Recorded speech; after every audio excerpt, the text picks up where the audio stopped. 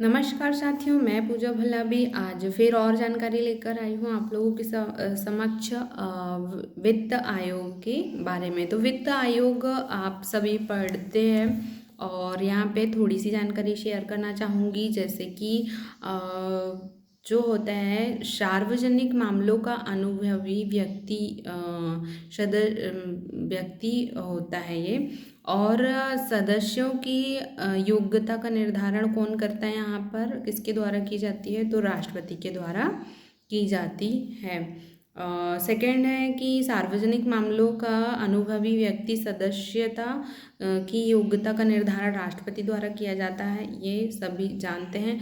इसी प्रकार अध्यक्ष और सदस्य की नियुक्ति भी राष्ट्रपति के द्वारा की जाती है। किसी योग्यताएं देख लेते हैं। फर्स्ट योग्यता इनमें ये होनी चाहिए कि किसी उच्च न्यायालय का न्यायाधीश होने की योग्यता होना चाहिए। किसी उच्च न्यायालय जैसे होता है ना, किसी भी उच्च न्यायालय के ये न्यायाधीश रह चुके हो या वहाँ का यहाँ की योग्यता उनको प्राप्त होनी चाहिए।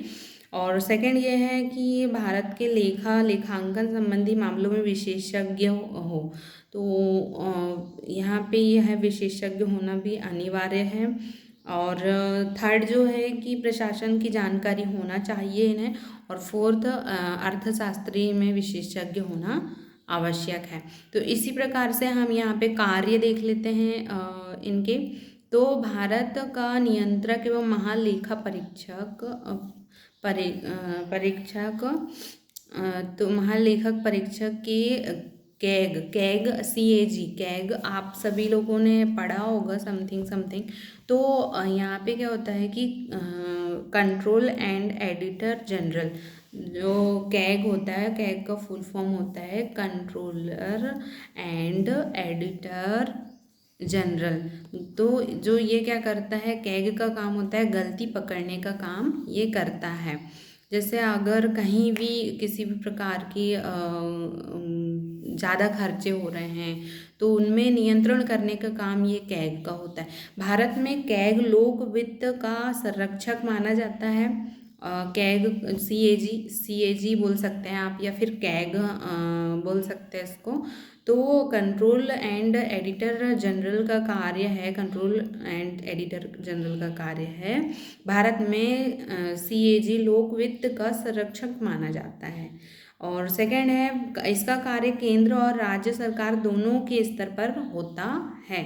केंद्र के स्तर पर भी इसका कार्य होता है कैग का, और राज्य के स्तर पर भी इसका कार्य होता है। इस प्रकार थर्ड है, कैग भारत में संपूर्ण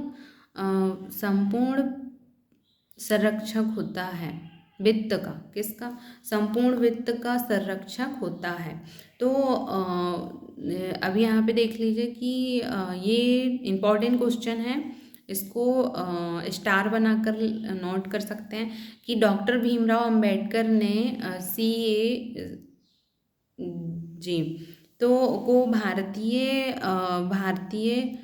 का सबसे महत्वपूर्ण व्यक्ति बताया है। ठीक है, तो यहाँ पे क्या होता है कि संविधान में उन्होंने भीमराव अंबेडकर ने भारतीय सीएजी कैग को सबसे महत्वपूर्ण व्यक्ति बताया है। और यह गणेश मुर्मू करके है कोई यहाँ पे। तो यहाँ पे उल्लेख इसका कि इसका उल्लेख किया गया है अनुच्छेद 148 में 148 में इसका उल्लेख किया गया है। और नियुक्ति यहाँ पे जो कैग होता है, कैग की नियुक्ति राष्ट्रपति द्वारा की जाती है। और शपथ भी राष्ट्रपति द्वारा दिलाई जाती है इसमें कैग की। और जो होता है कार्यकाल इसका 6 वर्ष से 65 वर्ष जो पहले हो। ठीक है, तो मतलब यहाँ पे ऐसा। अब इसमें वेतन भत्ते का निर्धारण भी किया गया है, जिससे पार्लिया संसद द्वारा निर्धारित करेगी। ठीक है, आगे देखते हैं कार्य में केंद्र और राज्य के किसी भी विभाग द्वारा किए गए व्यय की परीक्षण करना मतलब जैसे जो केंद्र या राज्य के किसी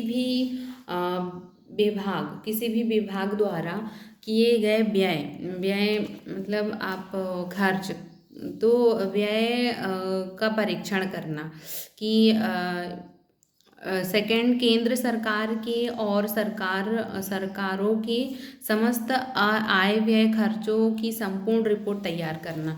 तो कैग का काम ही ये होता है कि अगर कहीं व्यय किया गया है, निवेश किया गया, खर्च किया गया है, तो उसका परीक्षण करना सही रूप से कि वहाँ मतलब लीगली ये काम हुआ है या नहीं हुआ है।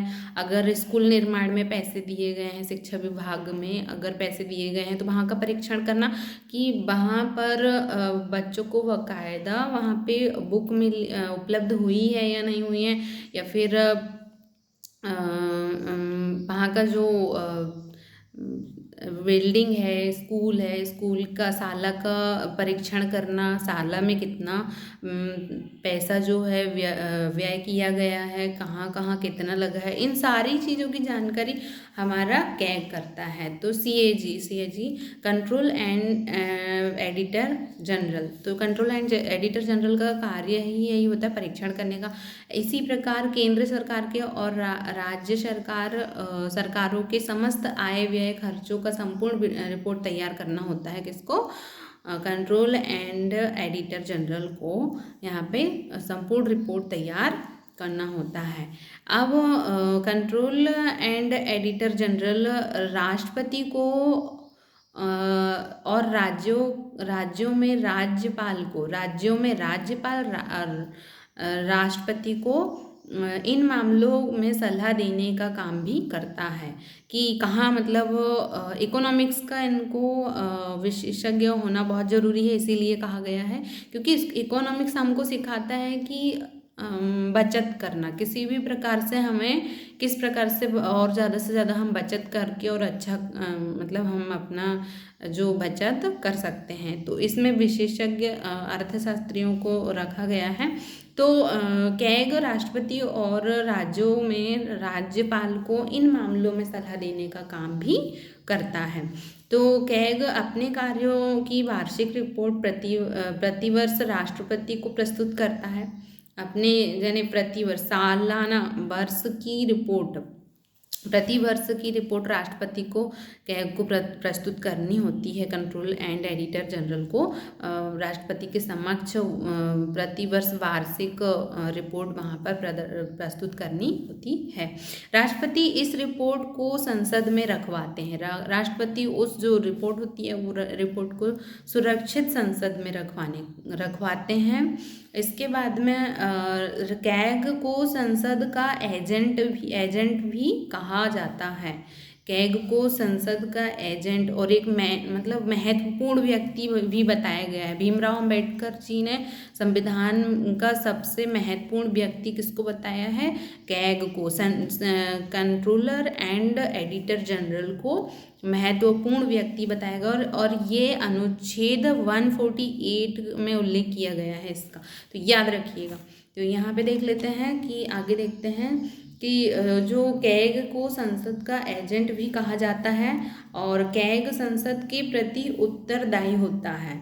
कैग जो होता है संसद के प्रति उत्तरदायी होता है, उसका ये बहुत महत्वपूर्ण कार्य होता है। इस प्रकार से कैग सरकारी व्यय की निष्ठा और मित व्ययता की जांच करता है। अर्थशास्त्र में मित व्ययता भी होता है और मित व्ययता में सारी जानकारी रहती है। इसी प्रकार हम बात कर लेते हैं कि केंद्रीय सूचना आयोग की सेवा शर्तें 2005 में सूचना आयोग को अन्य आयोगों की तरह सभी प्रकार के वेतन भत्ते प्राप्त किए जाते हैं। सूचना आयोग को अन्य आयोगों की तरह है, मतलब जो अन्य आयोग होते हैं सूचना आयोग के अलावा ठीक है। तो इस सभी प्रकार के वेतन भत्ते इन्हें प्राप्त किए जाते हैं केंद्रीय सूचना आयोग को। तो यहाँ पर देखिए कि सेकंड है, इनके वेतन भत्ते में कार्य के दौरान किसी भी प्रकार का अलाभकारी परिवर्तन नहीं किया जाता है। लाभकारी परिवर्तन नहीं किया जाता, कमी नहीं की जाएगी, मतलब इस प्रकार का रहता है। ठीक है। तो शक्तियाँ और कार्य, सूचना आयोग अपने पास आने वाले शिकायतों का निराकरण करता है। वह निम्नलिखित परिस्थितियों में शिकायतों की जांच करता है। यदि फर्स्ट है, सूचना आयोग अपने जो है कि यहाँ पे अपने पास आने वाली शिकायतें, जो सूचना आयोग के पास आने वाली जितनी भी शिकायतें होती हैं उनका निराकरण करता है, उनका हल करता है, उनका हल निकालता है। ठीक है। तो इस प्रकार से, और वह निम्नलिखित परिस्थितियों में शिकायतों की जांच करता है। तो हम वह कौन कौन सी परिस्थितियां हैं जिनकी जांच की जाती है, तो देख लेते हैं। तो ए है फर्स्ट, यदि किसी व्यक्ति द्वारा किसी विभाग से मांगी गई जानकारी ना मिली हो या समय पर ना मिली हो या सूचना, ठीक है। तो यहाँ पे देखिए कि यदि किसी भी व्यक्ति द्वारा विभागों से मांगी गई जानकारी, अगर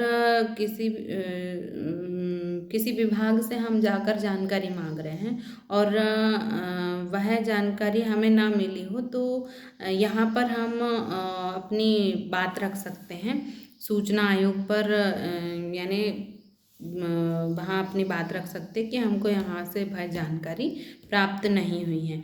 सेकंड है कि यदि कोई विभाग या कार्यालय किसी सूचना को प्रस्तुत करने में असमर्थ रहा हो, विभाग द्वारा की गई गलतियाँ, कार्यालय किसी सूचना को प्रस्तुत करने में असमर्थ रहा हो, तो बस 3 सुविधा रहनी चाहिए, वरना क्षतिपूर्ति का दावा हम यहाँ पर लगा सकते हैं। अगर किसी जो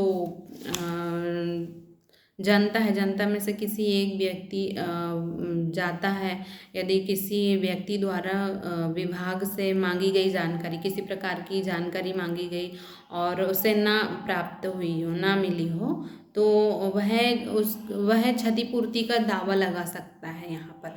और यदि कोई विभाग या कार्यालय किसी सूचना को प्रस्तुत करने में असमर्थ हो, तब भी वह क्षतिपूर्ति का दावा वहाँ पर लगा सकता है। तो यहाँ पर होता है कि यह 80 से 415 लॉस और 120 से 415, तो रेल वाले से भी हम मोबाइल मांग कर सकते। जैसे अभी होता है ना कि जो जितने भी मतलब यहाँ पर किसी का धोखे से मोबाइल अगर छीन लिया जाता है ट्रेनों में, बस में, तो हम वहाँ पर क्षतिपूर्ति की का दावा लगा सकते हैं। वहाँ पे आता है पैसा आता है ट्रेनों में, मतलब रेलवे